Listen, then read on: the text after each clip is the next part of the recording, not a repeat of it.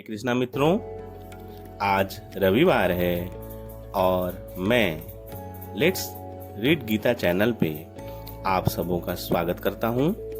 मित्रों, पिछले रविवार तक हमने अध्याय 3 तक का पाठ कर लिया था। आज हम अध्याय 4 का शुरुआत करेंगे और अध्याय 4 के 10 श्लोकों का पाठ करेंगे। अध्याय 4 का शीर्षक है दिव्य ज्ञान। तो आज हम अध्याय 4 के पहले श्लोक के साथ पाठ शुरू करते हैं। एवं विवस्वते योगम प्रोक्तवाहनव्ययम् विवस्वान् मनवे प्राह मनु ऋक्षवा कवे ब्रवीत।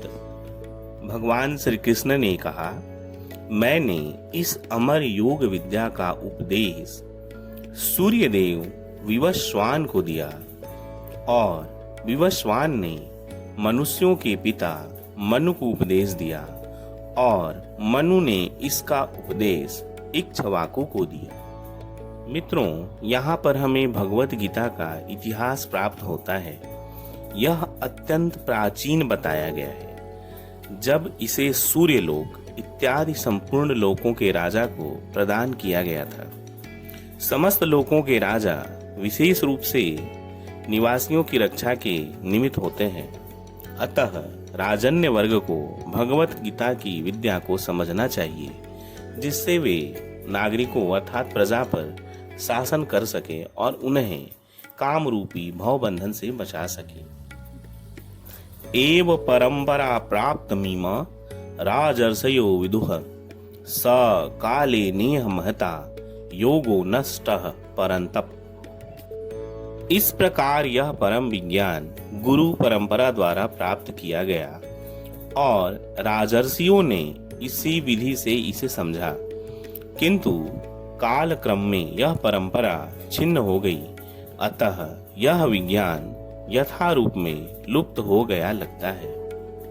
यहाँ यह स्पष्ट कहा गया है कि गीता जो है वो विशेष रूप से राज ऋषियों के लिए थी, क्योंकि वे इसका उपयोग प्रजा के ऊपर शासन करने में करते थे।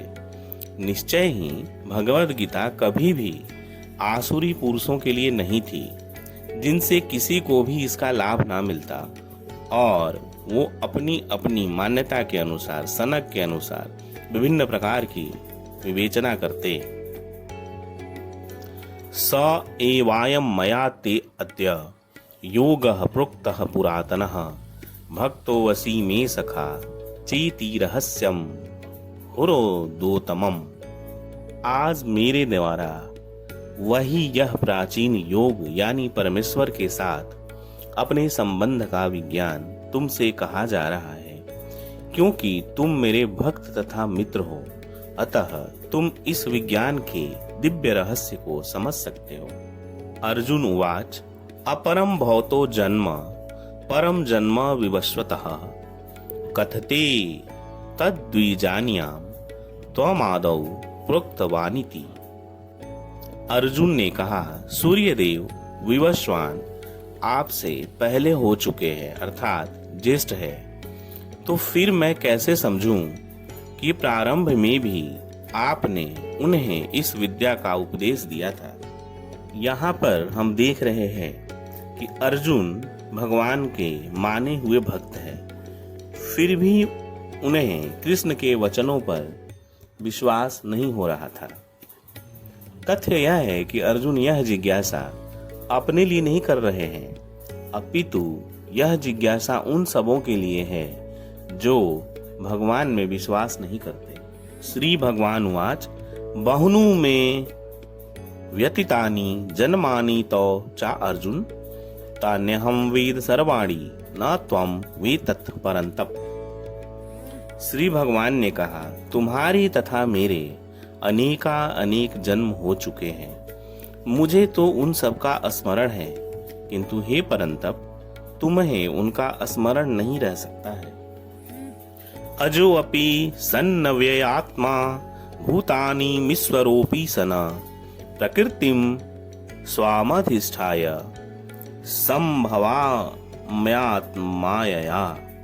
यद्यपि मैं अजन्मा तथा अविनाशी हूँ और यद्यपि मैं समस्त जीवों का स्वामी हूँ, तो भी प्रत्येक युग में मैं अपने आदि दिव्य रूप में प्रकट होता हूँ।